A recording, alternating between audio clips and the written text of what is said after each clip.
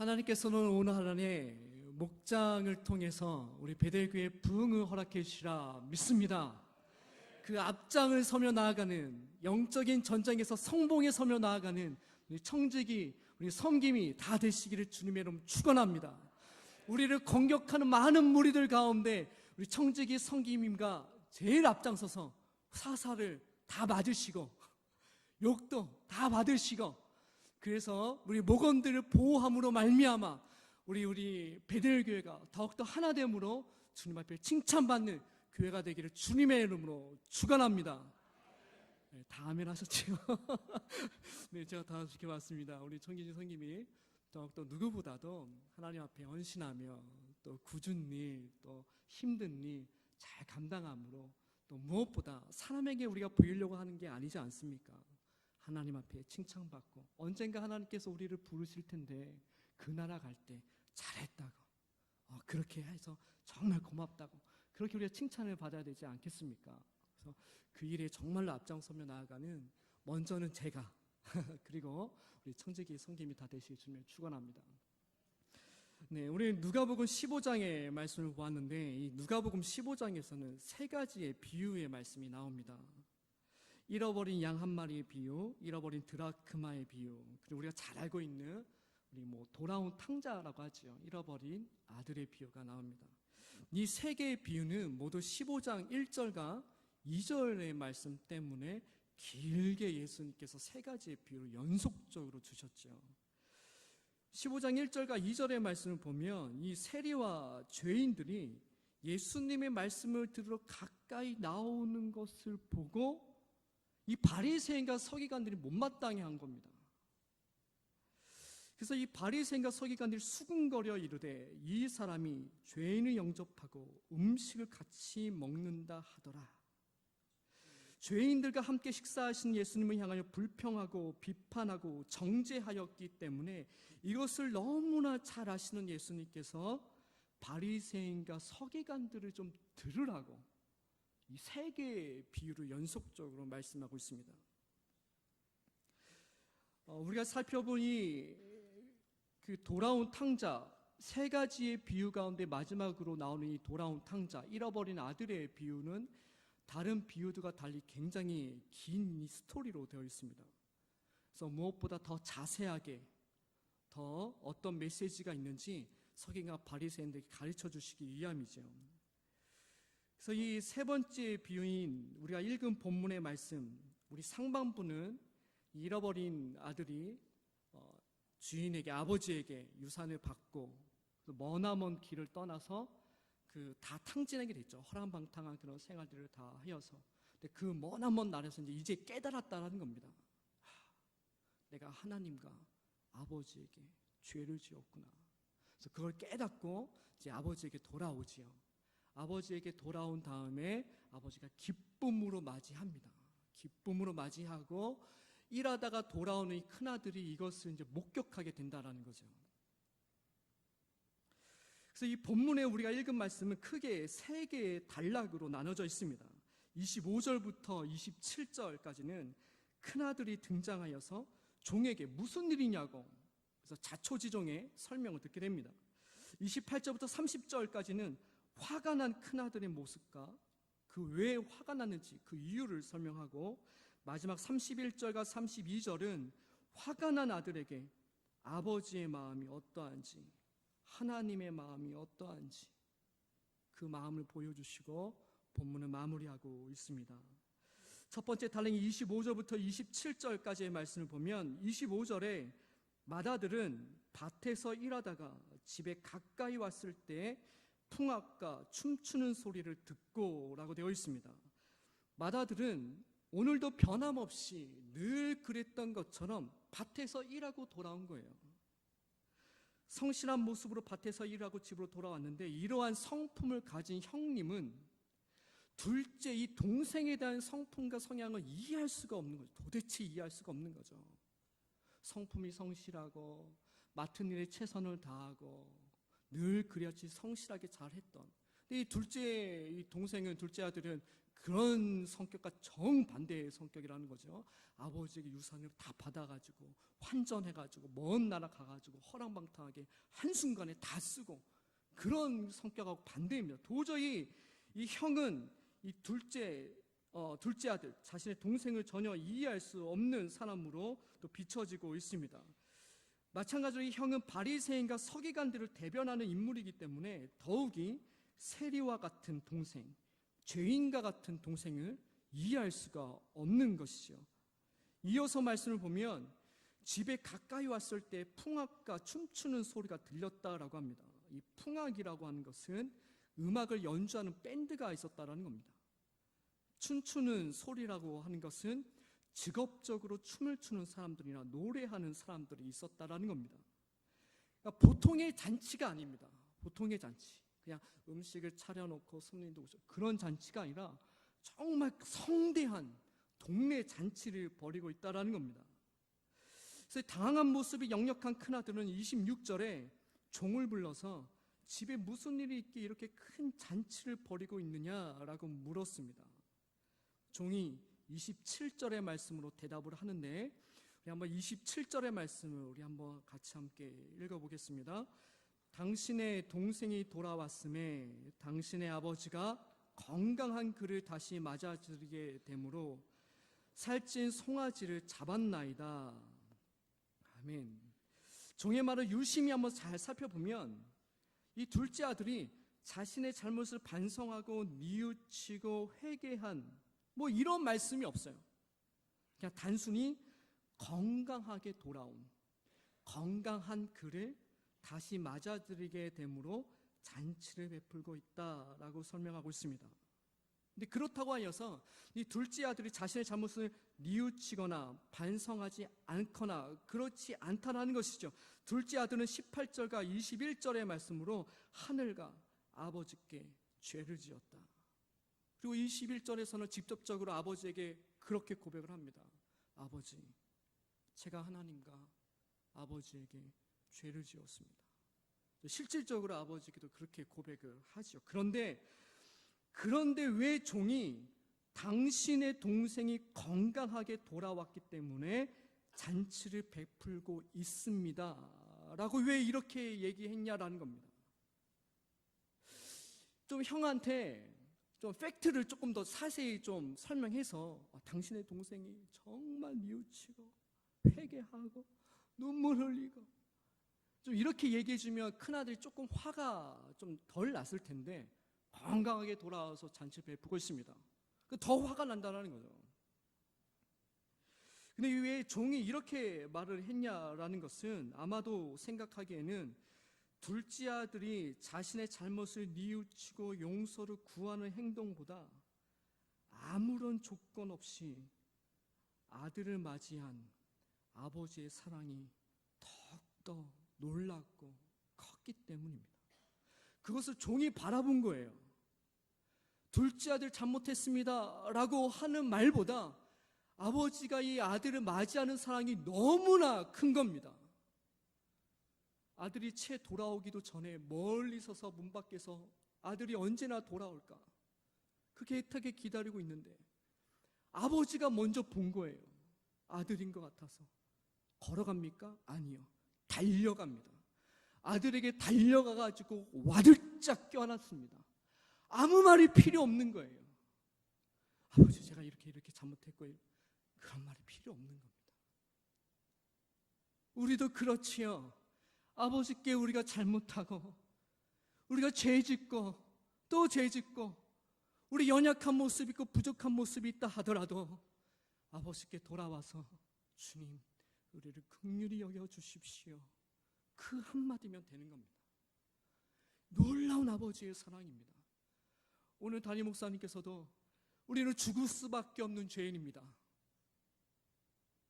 우리는 정말로 이제 죽으면 하나님의 심판으로 말미암아 영원한 형벌에 들어갈 수밖에 없는데 우리의 죄악에 비추어서 하나님의 놀라운 사랑이 너무나 크기 때문에 그 은혜에 너무나 감사하기 때문에 변화된 하나님의 자녀로서 변화된 삶을 살아가는 것이지 않습니까? 내가 이것이 잘못했고요.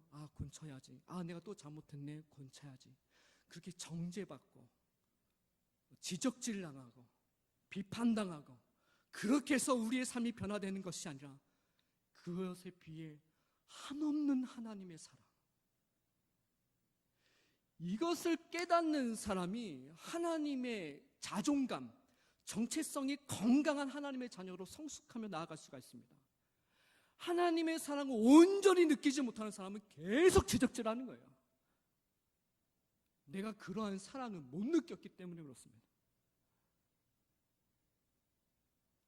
내 죄악이 하나님 앞에 너무나 큰데 하나님이 다른 말씀 안 하시고 영원한 생명도 주시고 생명뿐만 주셨습니까?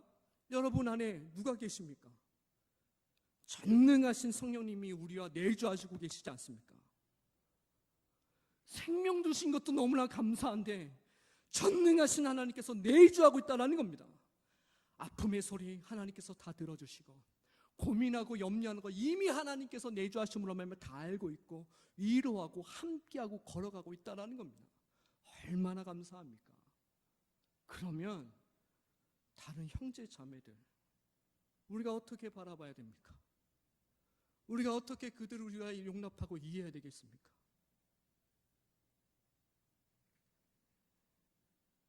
이어서 28절부터 30절까지 화가 난 큰아들의 모습과 화가 난 이유에 대해서 말씀하고 있습니다. 28절에 화가 난 모습이 소개되고 있는데 어떤 모습입니까? 집에 들어가지 않습니다. 너무 화가 난 거예요. 그래서 집에 들어가지 않아요. 그래서 우리 하나님, 우리 아버지께서 어떻게 하십니까? 우리가 힘들고 우리가 지쳐서 쓰러졌을 때 하나님은 가만히 계시는 분이 아닙니다. 문 밖에 나오십니다. 문 밖으로 찾아 친히 나오시죠. 그래서 어떻게 하십니까? 권합니다. 큰아들에게 들어가자. 들어가자.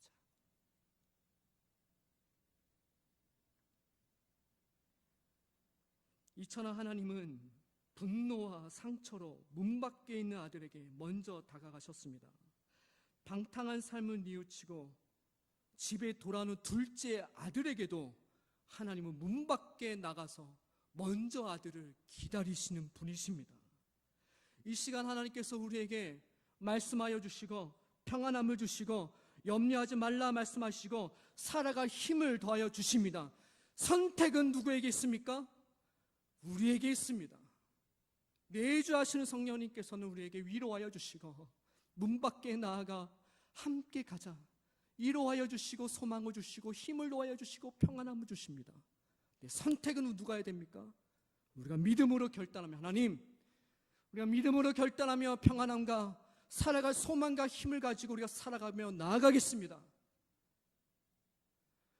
여러분, 믿음이라는 것은 하나님께서 처음부터 끝까지 다 해결해 주신다는 것이 믿음이 아닙니다. 그럼 이 세상에 하나님 믿지 않는 사람이 어디에 있겠습니까? 제 자녀도 10개월밖에 되지 않았는데 이 자녀에게 다 해주지요. 다 해주지만 먹을 것을 삼켜야 되고 물을 삼켜야 되고 배고프면 울어야 되고 이거는 누가 해야 됩니까? 그래도 그 10개월 된 아이가 해야 되죠. 믿음이 있다라는 것은 처음부터 끝까지 하나님께서 다 모든 것을 다 책임져 주시고 믿음만 있으면 다 천국 가고 끝나라는 것이 아니라 믿음이 있으면 믿음에 대한 합당한 반응을 우리가 보여야 됩니다. 그때 역사가 일어납니다. 여러분 믿으십니까? 여러분 우리 믿음이 있으십니까? 나의 염려를 주님께서 해결해 주시고 내게 불편함이 있고 어려움이 있고 걱정과 염려이 그래도 있지만 하나님께서 내 염려에 평안함을 주신다. 그런 믿음이 있으십니까? 그럼 그 믿음이 있다면 평안함으로 살아가는 거예요. 염려하지 않고 살아가는 거예요. 몸이 아프십니까? 치료받았다고 살아가는 거예요. 그게 믿음입니다. 역사는 하나님이 주십니다. 열매는 하나님이 주십니다. 우리는 믿으면 되는 겁니다. 우리는 순종하면 되는 것입니다. 마찬가지로 아버지가 나와서 이 큰아들에게 들어가자. 결단은 큰아들이 해야 된다는 거죠. 큰아들이 반응을 보여서 아버지가 베풀어 주신 천국잔치를 참여하러 들어가느냐, 자존심 상해서 도저히 못 들어가겠으면 천국잔치 하늘나라 가지 않겠습니다 라고 결단하는 것은 큰아들에게 달려 있습니다. 그렇지만 아버지의 마음은 손가락 깨물어서 안 아픈 손가락이 어디 있겠습니까? 모든 사람들이 구원받아 천국잔치에 들어가서 하나님이 원하시는 마음이죠. 이어서 왜 그러면 큰아들이 화가 났는지, 왜 큰아들이 화가 났는지를 29절과 30절의 말씀으로 말씀하고 있는데, 우리 29절과 30절 큰아들이 왜 화가 났는지 그 이유에 대해서 우리 함께 말씀을 읽겠습니다.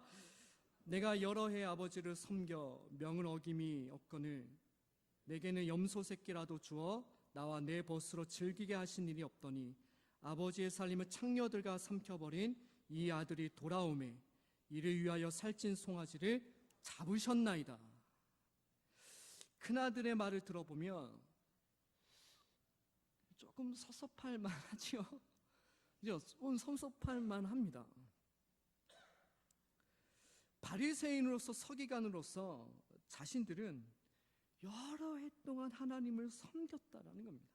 섬길 것뿐만 아니라 말씀도 지키고 율법도 지켜왔다라는 겁니다. 그런데 율법을 지키지도 않고 오히려 율법을 버리고 방탕한 삶을 살고 있는 저 세리와 죄인들을 아무렇지도 않게, 그리고 책망도 하지 않으시고 잔치를 베풀어 주시고 식사하시고 교제하시고 곤쳐 주시고 기도해 주시고, 이것을 도대체 바리새인과 서기관들은 이해할 수 없다라는 것입니다. 저 세리와 죄인들이 어떠한 자들인지 주님을 아시기나 합니까? 하나님의 말씀을 의도적으로 거부하고 더러운 이득을 취하는 자들입니다.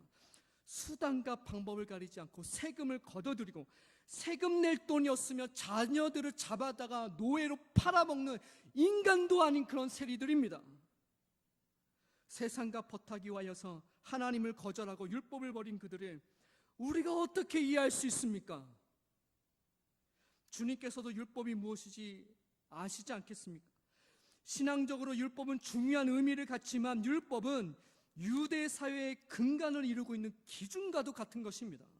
그런데 많은 사람들에게 영향력을 끼치는 예수님께서 공개석상에서 율법을 지키지 않고 죄인들과 식사하고 안식일을 지키지 않는다면 유대 사회의 근간이 위태롭게 됩니다. 가뜩이나 지금 로마의 압제에 너무나 힘든 유대 사회가 살아가고 있는데 율법 또한 지키지 않으면 유대 사회 이스라엘은 무너지는 것은 굉장히 다가옵니다. 그런데 어떻게 우리가 당신을 이해할 수 있겠습니까? 세리와 죄인들을 함께 하시는 당신은 어떻게 우리가 이해할 수 있겠습니까? 큰아들이 지금 그렇게 아버지에게 이야기하고 있는 것입니다.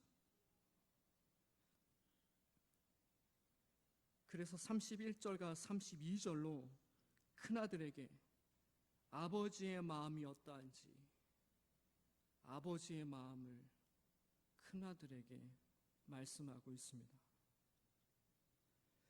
먼저 31절의 말씀을 보면 아버지가 이르되 예 너는 항상 나와 함께 있으니 내 것이 다 내 것이로되. 이 아버지의 말에는 두 가지의 의미가 있습니다. 첫 번째는 동생의 몫을 나눠주고 나머지는 다 네 것인데 염소 새끼를 주지 않았다고 화를 내는 것이 지금 마땅하냐라는 의미가 있고, 두 번째로는 너는 장자로서 나와 항상 함께하고 있다는 겁니다. 앞으로도 항상 함께할 것이며. 그런데 동생을 위해 이렇게 잔치를 베풀었다고 하여서 장자로서 아버지를 모시고 항상 함께할 것인데, 동생은 이렇게 좀 잔치를 베풀었다고 해서 장자로서의 갖는 권리, 장자로서 갖는 그 지위가 변화된 것이 있느냐? 즉 네가 손해본 것이 뭐가 있느냐? 네가 도대체 손해보고 네가 도대체 억울한 일이 뭐가 있느냐?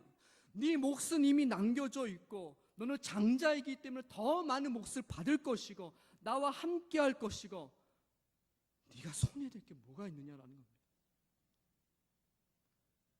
그리고 이어서 32절로 또 아버지의 마음을 보여주시는데 32절 마지막 말씀이지요. 32절의 말씀 우리 함께 읽겠습니다. 이 내 동생은 죽었다가 살아났으며 내가 잃었다가 얻었기로 우리가 즐거워하고 기뻐하는 것이 마땅하다 하니라. 아멘. 이 말씀은 수미일치 구조와 함께 문학적인 양식인데 15절의 1절로 2절로 시작되는 질문으로 시작되는 그 질문에 대한 답이 맨 마지막의 말씀으로 답으로 되어 있다는 것이죠. 15장의 전체 결론적인 말씀입니다. 말씀을 보면 아버지는 둘째 아들에 대해서 생각하기를 죽었다가 다시 살아난 것이다. 잃어버렸다가 다시 얻었다. 실종되었다가 다시 찾은 것이다. 둘째 아들이 집을 나갔을 때 여느 부모가 그런 마음을 가지겠지만 아버지에게 있어서 둘째 아들은 죽었다는 것입니다. 집을 나갔다는 것은 하나님의 언약된 공동체에서 밖으로 나갔다는 것은 그의 영혼이 죽었다는 겁니다. 오전에 우리 주신 말씀에서도 많은 종류의 빛의 자녀들, 많은 성향의 사람들이 줄을 서지만 좌편과 우편으로 나눠지는 것이 우리들입니다. 하나님의 자녀인가? 하나님의 자녀가 아닌가?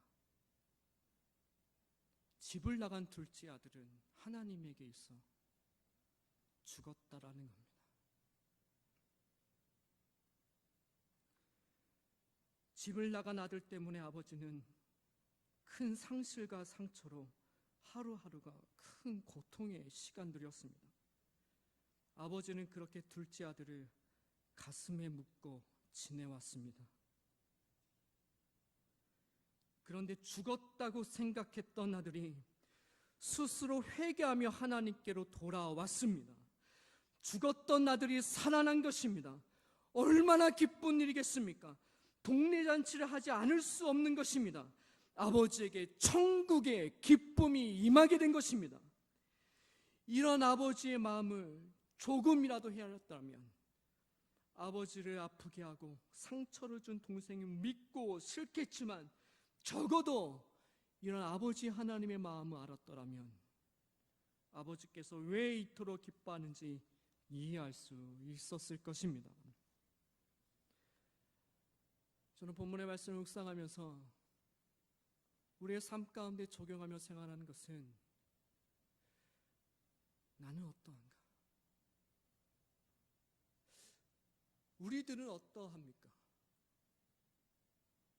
둘째 아들입니까? 큰 아들입니까? 바리새인입니까? 죄인입니까? 아버지의 마음을 헤아리지 못하고 있는 큰 아들의 모습이 바리새인과 서기관들의 모습이며 혹은 우리의 모습이 아닌지 혹은 나의 모습이 아닌지 생각하게 됩니다.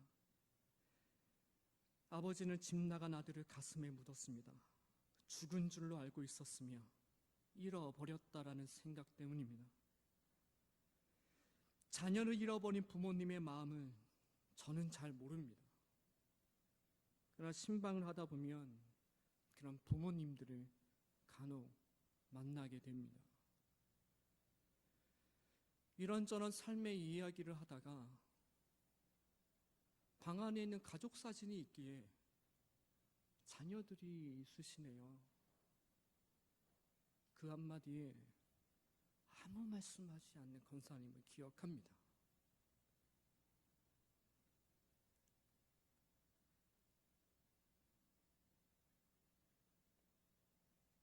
말씀을 하시다가 자녀 이야기가 나와서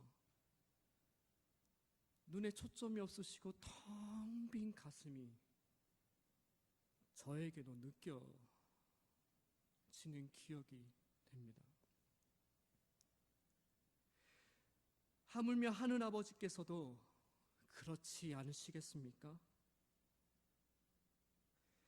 잃어버린 자녀들, 영원한 생명 없이 고아처럼 살아가는 자녀들을 보며 지금도 눈물을 흘리며 잃어버린 아들과 딸들을 찾고 계시는데 우리는 이런 아버지의 마음을 잘 헤아리지 못하고 있다는 것입니다. 여러분, 목장의 중요한 것은 저는 두 가지라 생각이 들어집니다. 양육하는 것. 목원들을 양육하여서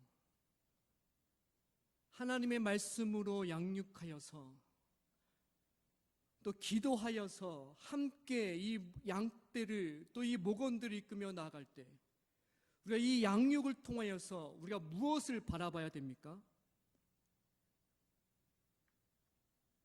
나가야 합니다. 흩어져야 합니다. 복음을 들고 나가야 된다라는 것이죠. 여러분, 목장의 비전을 크게 잡으십시오.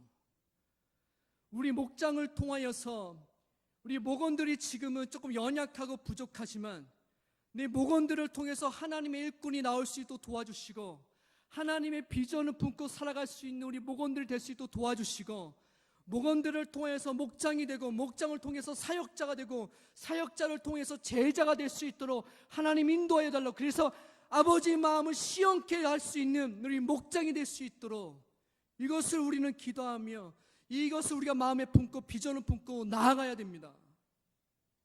그런데 우리는 우리끼리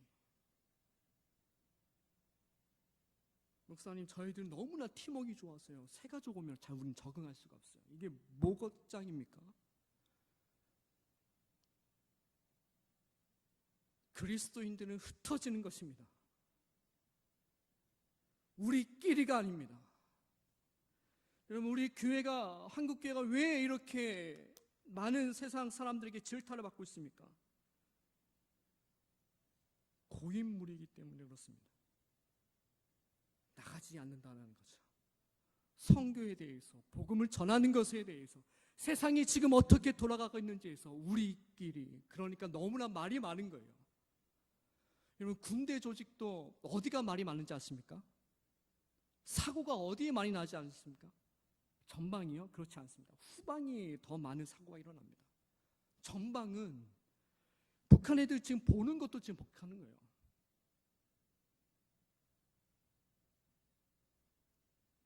그리스도인들은 땅끝까지 나아가야 됩니다. 여기가 조사오니가 아닙니다. 직장으로, 생업의 현장으로, 학업으로 모여졌다가 흩어져야 돼서 나가야 됩니다. 우리는 관심받고자, 주목받고자, 챙김을 받으려고 교회에 나와서 봉사하고 헌신하는 것이 아닙니다.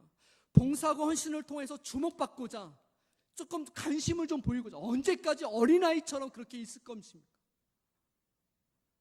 챙김을 조금 덜 받으면 삐치고, 대접 못 받으면 삐치고, 내가 비록 직분 받았는데 인사 안 한다고 삐치고, 언제까지 그렇게 어린아이처럼 있을 겁니까?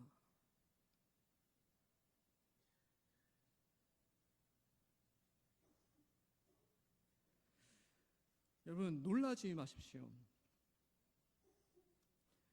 한국교회 성도들 가운데 제가 극동방송을 통해서 듣게 된 통계인데 전도하지 않는 성도들의 비율이 얼마나 되신지 아십니까? 10명 중 7명이 아니 전도요. 전도에서 등록한 그거 말고요. 예수 믿으십시오. 저 예수 믿는 사람인데요. 우리 베들교회 너무 좋아요. 베들교회 우리 등록하셔서 영원한 생명을 누려야 되지 않겠습니까? 그렇게 말하는 사람이 10명 중에 3명밖에 없다는 겁니다. 여러분, 한번 돌이켜 보십시오.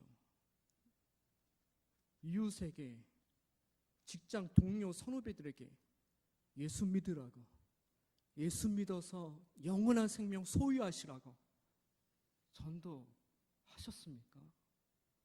아버지의 마음은 거기에 있습니다. 여러분, 은혜를 누리고 회복되며 영원한 하나님의 충만한 성령의 능력으로 살아가기 원하십니까? 나가야 됩니다. 안에 있으면 연약할 수밖에 없습니다. 안에 있으면요, 연약하게 성장할 수밖에 없습니다. 야성을 가지고 나가야 됩니다. 그럴 때 우리는 성숙할 수 있고 하나님의 은혜를 누릴 수 있습니다.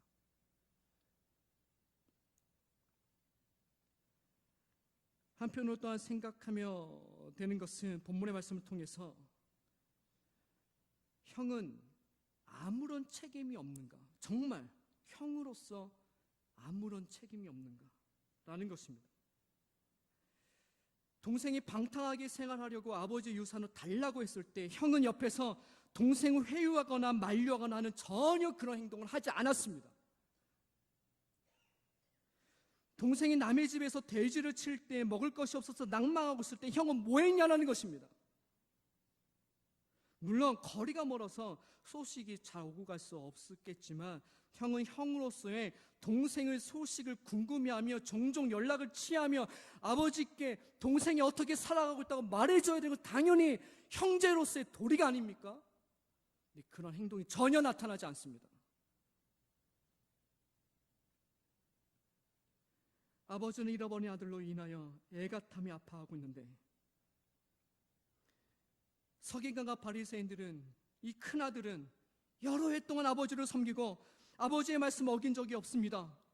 이게 아버지의 마음이 아파하는 건 무슨 소용이 있습니까? 바리새인들, 서기관들이 그러고 있다는 것입니다. 형제 자매들이 율법을 떠나 죄인된 삶으로 죽어가고 있든 말든 우리는 하나님을 섬기고 율법을 지키고 살아왔다라는 것입니다. 자기들만 구원받으면 된다는 것이죠. 나만 의롭게 살아감으로 말미암아 복받으면 그만이라는 것입니다. 그래서 예수님께서 아버지의 마음 좀 헤아리라고 세리와 죄인들에게 다가가시고 돌아온 탕자를 기쁨으로 맞이하면서 아버지의 마음이 어디에 있는지, 아버지께서 바라보고 계시는 곳이 어디에 있는지 좀 깨달으라고 그렇게 지금 큰아들에게 말씀하고 있습니다. 그렇게 우리에게 또한 이 시간에 말씀하고 있습니다. 그렇다면 우리가 어떻게 해야 아버지의 마음을 가질 수가 있겠습니까?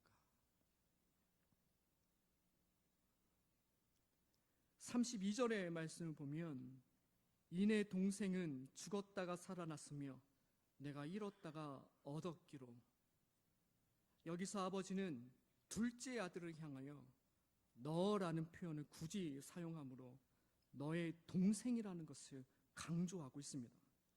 왜냐하면 30절의 큰아들이 이렇게 이야기를 먼저 했었습니다. 이 아들이 돌아오매. 원문에 가깝게 해석하면 당신의 아들이 돌아오매. 큰아들이 아버지에게 당신의 아들이라는 거예요. 내 동생 아니라는 거예요. 이런 아주 그냥 막대먹은 내 동생은 내 동생이 아니라 당신의 아들. 그래서 나의 동생이 아니라 당신의 아들이라고 말하고 있습니다. 얼마만큼 큰아들이 화가 났는지를 알 수 있는 표현입니다. 그래서 아버지는 32절에 내 아들이기도 하지만 중요한 것은 너의 동생이다라는 겁니다. 어떠한 말씀의 의미가 있습니까? 네가 화가 나는 것은 이해가 되지만 그 화를 멈추고 내가 베푼 천국잔치에 들어가서 즐거워하고 기뻐하려면 당신의 아들이 아니라 나의 동생이라는 관점의 변화가 일어나야 된다라는 겁니다. 생각이 바뀌어야 된다. 나의 마음을, 아버지의 마음을 가져야 된다. 그런 말씀의 뉘앙스죠. 네 생각이 변해야 된다. 네 동생이다. 다시 말하면 내가 나의 아들의 잘못과 죄를 생각하지 않고 예전의 아들로 생각하는 것처럼 너 또한 나의 동생으로 생각의 관점이 변해야 된다라는 것을 말씀하고 있습니다. 그 관점을 바꾸지 않으면 아버지가 마련한 천국잔치에 참여하기는커녕 잔치를 비방하고 방해하며 살아가게 될 것이다 라는 말씀입니다. 세리와 죄인들이 저주받아야 죄인들이 아니라 구원해야 할 나의 형제이며 자매라는 생각으로 관점과 생각이 바뀌어야 된다. 그래야지 천국잔치에 네가 참여할 수 있다, 들어올 수 있다라는 것입니다. 이처럼 예수님을 믿는 것은 관점의 변화가 일어났다라는 겁니다.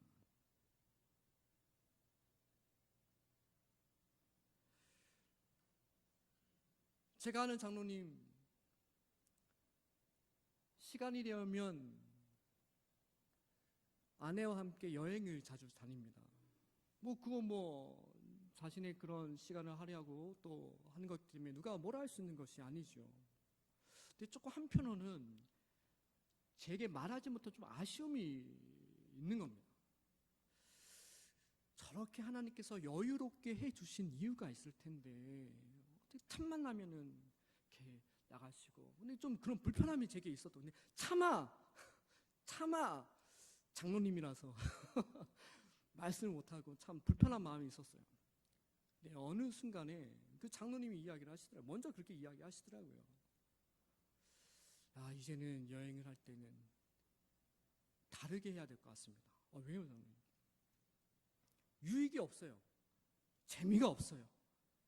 하나님께서 원하지 않는 것 같아요. 그래서 내가 필요한 단기 선교, 선교지, 선교사님들 그런 데 가서 내가 어떻게 하면 좀 도와줄 수 있는 방법이 없을까? 또 힘을 주고 위로하고 그렇게 해야겠다라는 거예요.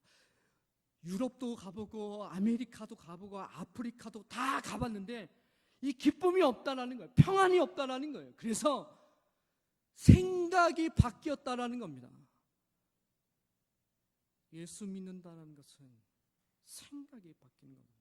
생각이 바뀌면 가치관이 변화되는 것인데, 가치관이 변화되면 세계관이 세계를 바라보는 관점이 변화됐다라는 겁니다. 그러면 사람은 변할 수 없어요. 천만의 말씀입니다. 변화됩니다. 믿음으로 말미암아 복음으로 말미암아 사람 물론 천성적인 성향은 바뀔 수는 없지만 모난 부분이 깎여주고 그 마음들이 바뀌어진다는 것이죠. 예전에는 이러한 일이 닥치면 왜 내게 이러한 일이 일어나는지 불평하고 불안하고 두렵고 했는데 예수님을 믿는 이유로 생각이 변화돼요. 이런 일이 일어나서 여전히 불안하고 두렵지만 믿는 구석이 있는 거예요. 담대하다라는 겁니다. 평안하다라는 겁니다. 이것이 예수님을 영접했다라는 것입니다. 예전에는 사람들이 나를 부당하게 대우하면 자존심 상하고 밤새 그것이 생각이 나서 잠도 못 이뤘는데, 그렇지만 예수님을 영접한 이후에는 화가 나고 억울하지만 그 사람이 어떻게 해요? 불쌍하게 보이는 겁니다. 긍휼하게 보이는 거예요. 왜냐하면 하나님께서 나와 함께 하시기 때문에 다음 걸음을 이미 우리는 알고 있습니다. 여러분 다음 그림 다 아시지요?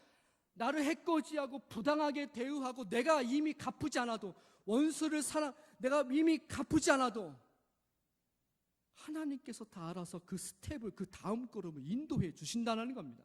너희는 가만히 있어라. 너희는 그냥 원수를 사랑하기만 하면 되는 거야. 죄짓지 말고, 오른뺨 때리면 똑같이 때리지 말고 왼뺨을 돌려, 죄짓지 말고 너희는 가만히 있어 하나님의 행하시는 역사를 바라볼지어다. 가만히 있으라는 거예요. 왜? 우리는 믿는 사람들 다음 스텝을 알기 때문에 그러는 거예요. 하나님이 우리 베델교회를 어떻게 인도하시지 않은 거예요. 우리의 목원들을 어떻게 인도하시지 않은 거예요. 구역장님, 목장님, 내게 걱정하지 마. 하나님께서 인도해 주실 거예요. 내가 기도할게. 어떻게 변화되는지, 어떻게 하나님께서 역사하시는지 두고만 보라는 거예요. 그렇게 청지기와 성기미가 담대함으로 선포하며 기도하며 나아갈 때 하나님께서 역사해 주시지 않겠느냐라는 것입니다. 그러한 목장 다 되시기를 주님의 이름으로 축원합니다. 그러한 목장으로 청지기로 성경을 헌신하며 나갈 때 그 목장에 하나님께서 부흥을 허락해 주시라 믿습니다. 그 목장이 많이 일어나서 우리 베델교회가 부흥하며 성장하기를 주님의 이름으로 축원합니다. 그래서 하나님의 역사하시 많은 사람들은 파도와 폭풍이 오는 것도 두려운 거예요. 왜 두렵지 않아요? 그렇지만 오라는 거예요. 얼마든지 파도와 풍랑 오라는 거예요. 왜요? 파도와 풍랑이 올 때 하나님의 살아계심을 경험하기 때문에 그렇습니다. 그래서 두렵지 않은 거예요. 아프지만 좀 마음이 두렵지만 그래도 나에게 오라는 거예요. 그 폭풍 가운데 있을 때 잠잠케 해주시는 하나님의 역사를 경험하기 때문에 그렇습니다. 이처럼 예수 그리스도를 믿으면 세상과 사람들을 바라보는 생각과 시선이, 그 관점이 변화될 수밖에 없다라는 말씀입니다. 그 관점이 변화되어야 그 어디나 하늘나라, 그 어디나 천국의 기쁨을 누리며 살아갈 수 있기 때문입니다. 말씀을 마치도록 하겠습니다. 예수님께서는 바리새인과 서기관들이 하늘아버지의 마음을 헤아려 세리와 죄인들에 대한 관점이 바뀌어지기를 원하십니다. 저주해야 할 영혼들이 아니라, 무관심으로 내버려 두어야 할 영혼들이 아니라 아버지의 잃어버린 영혼들이라는 것을 깨닫고 우리의 관점들이 믿음의 감점들로 바뀌어져서 아버지의 마음으로 세상을 바라보며, 아버지의 마음으로 교회를 바라보며, 아버지의 마음으로 목장의 목원들을 바라보며 2016년을 시작하는 목장의 사역이 다 되기를 주님의 이름으로 축원합니다. 그래서 주님께 칭찬받는 우리 모두가 되기를 다시 한번 간절히 축원합니다. 기도하겠습니다. 하나님 아버지, 오늘 주신 말씀을 통하여서 나를 향한, 그리고 우리를 향한 아버지의 마음을 살펴보았습니다. 잃어버린 영혼들을 향하여 지금도 애타게 찾으시는 주님의 마음을 헤아려서 먼저는 우리가 먼저 서로 용납하고 사랑하게 하여 주시고, 그래서 우리 가운데 힘없고 연약한 심령들을 돌아보게 하여 주시고, 더 나아가서 이 지역의 참된 아버지를 잊어버리고 힘들게 살아가는 영혼들에게 다가가서 주님의 위로와 소망을 전하게 하시고, 그 영혼들을 주께로 돌아오는 일들을 통하여서 천국의 기쁨을 우리에게 더하여 주시옵소서. 아버지의 마음을 헤아려 하나님 나라를 위하여 살아가는 자들에게 바라고 모든 소원하는 것들에 하나님의 부족한, 우리의 부족하고 연약한 모든 것들에 체험을 받고 하나님 인도하신 대로 살아갈 수 있는 우리 모두가 되어줄 수 있도록 인도하여 주시옵소서. 이 모든 것을 우리를 구원하신 예수님의 이름으로 기도합니다.